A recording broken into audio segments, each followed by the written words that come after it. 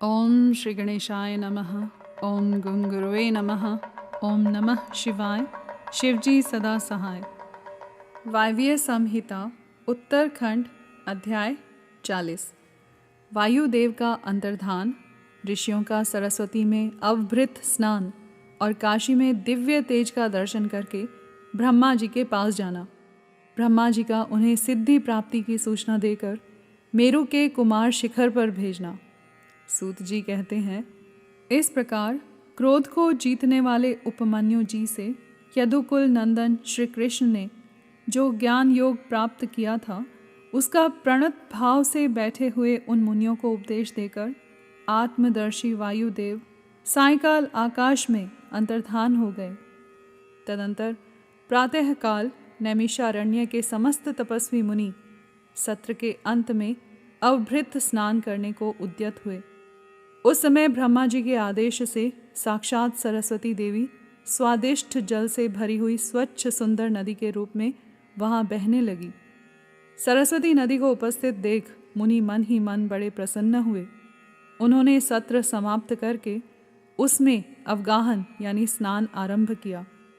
उस नदी के मंगलमय जल से देवता आदि का तर्पण करके पूर्व वृतांत का स्मरण करते हुए वे सब के सब वाराणसी पुरी की ओर चल दिए।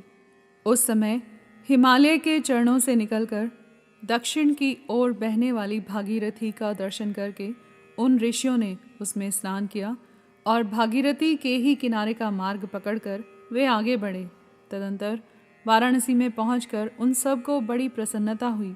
वहां उत्तर वाहिनी गंगा में स्नान करके उन्होंने अविमुक्तेश्वर लिंग का दर्शन और विधि पूर्वक पूजन किया।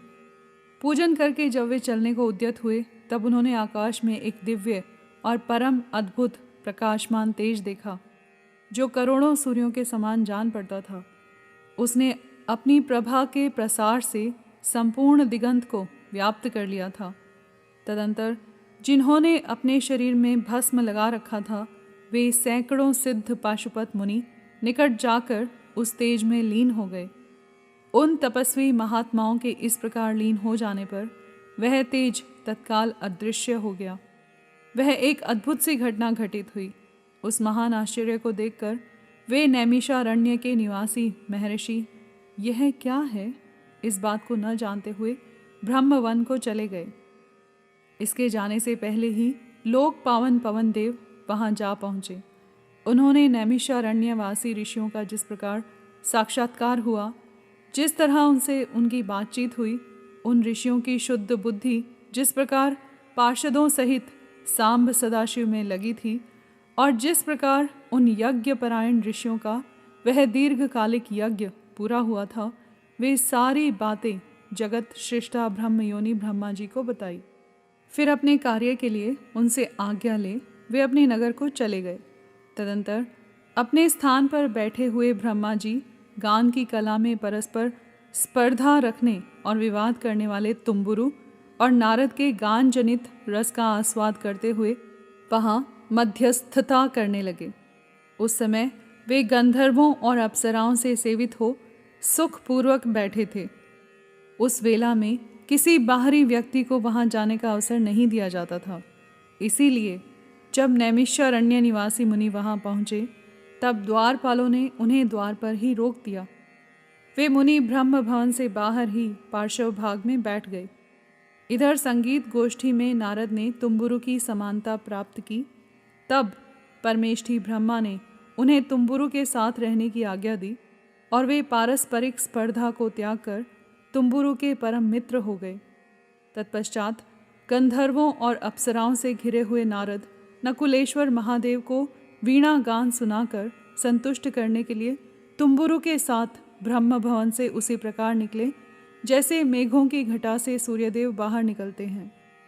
उस समय मुनिवर नारद को देखकर उन 6 कुलों में उत्पन्न हुए ऋषियों ने प्रणाम किया और बड़े आदर के साथ ब्रह्मा जी से मिलने का अवसर पूछा।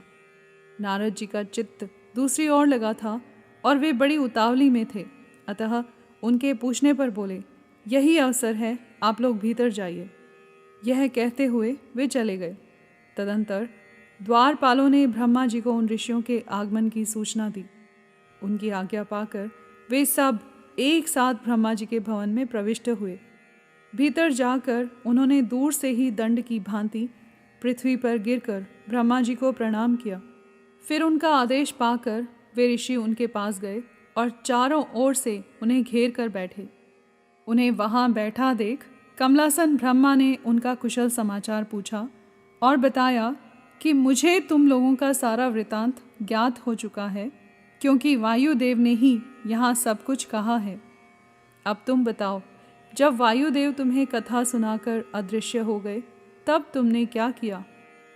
देवेश्वर ब्रह्मा के इस प्रकार पूछने पर उन मुनियों ने अवभृत स्नान के पश्चात गंगा तीर्थ में जाने, वाराणसी की यात्रा करने, वहाँ देवेश्वरों द्वारा स्थापित शिवलिंगों और अविमुक्तेश्वर लिंग के भी दर्शन पूजन करने, आकाश में महान तेज पुंज के दिखाई देने, कतिपय महर्षियों के उसमें लीन होने तथा फिर उस तेज के अदृश्य हो जाने की सब बातें ब्रह्मा जी से विस्तार पूर्वक उन्होंने बारंबार प्रणाम करके कही।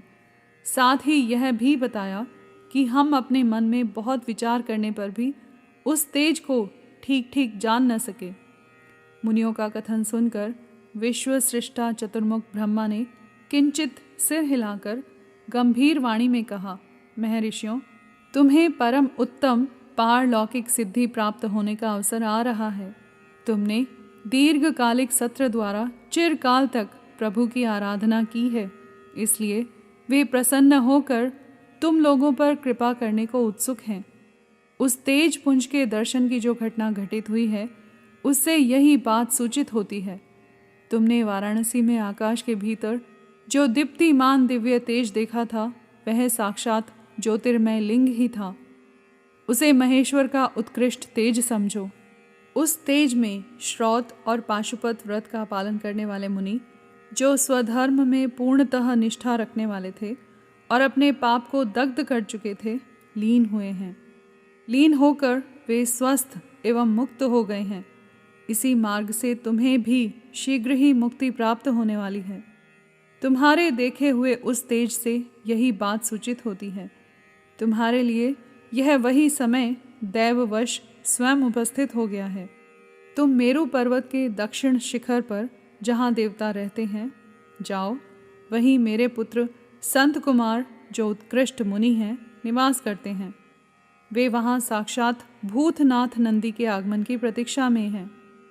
पूर्व काल की बात है, संत कुमार अज्ञानवश अपने को सब योगियों का शिरोमणि मानने लगे थे, इसीलिए दुर्विनीत हो गए थे। यही कारण है कि उन्होंने किसी समय परमेश्वर शिव को सामने देखकर भी उनके लिए उचित अभ्युत्थान आदि सत्कार नहीं किया। वे अपने स्थान पर निर्भय बैठे रहे। उनके इस अपराध से कुपित हो नंदी ने उन्हें बहुत बड़ा ऊंट बना दिया। तब उनके लिए मुझे बड़ा शोक हुआ और मैंने दीर्घ काल तक महादेव और महादेवी जी की उपासना करके नंदी से भी बड़ी अनुनय विनय की। इस प्रकार प्रयत्न करके किसी तरह उनको ऊंट की योनि से छुटकारा दिलाया और उन्हें पूर्ववत संत कुमार रूप की प्राप्ति कराई। उस समय महादेव जी ने मुस्कुराते हुए से अपने गणाध्यक्ष नंदी से कहा, अनग, संत कुमार मुनि ने मेरी ही अवहेलना करके अपना वैसा अहंकार प्रकट किया था, अतः तुम ही उनको मेरे यथार्थ स्वरूप का उपदेश दो। ब्रह्मा का ज्येष्ठ पुत्र मूढ़ की भांति मेरा स्मरण कर रहा है, अतः मैंने ही उसको तुम्हें शिष्य के रूप में दिया है। तुमसे उपदेश पाकर वह मेरे ज्ञान का प्रवर्तक होगा और वही तुम्हारा धर्माध्यक्ष के पद पर अभिषेक करेगा। महादेव जी के ऐसा कहने पर समस्त भूतगणों के अध्यक्ष नंदी ने प्रातःकाल मस्तक झुकाकर स्वामी की वह आज्ञा शिरोधार्य की तथा संत कुमार भी मेरी आज्ञा से इस गणराज नंदी को प्रसन्न करने के लिए मेरु पर दुष्कर तपस्या कर रहे हैं। गणाध्यक्ष नंदी के समागम से पहले ही तुम लोग संत कुमार से मिलो, क्योंकि उन पर कृपा करने के लिए नंदी जी शीघ्र ही वहाँ आएंगे। विश्व योनि ब्रह्मा के इस प्रकार शीघ्र आदेश देकर भेजने पर वे मुनि मेरु पर्वत के दक्षिणवर्ती कुमार शिखर पर चले गए। यहाँ पर अध्याय 40 समाप्त हुआ। कर्पूरगौरं करुणावतारं संसारसारं भुजगेन्द्रहारं सदा वसन्तं हृदयारविन्दे भवं भवानी सहितं नमामि।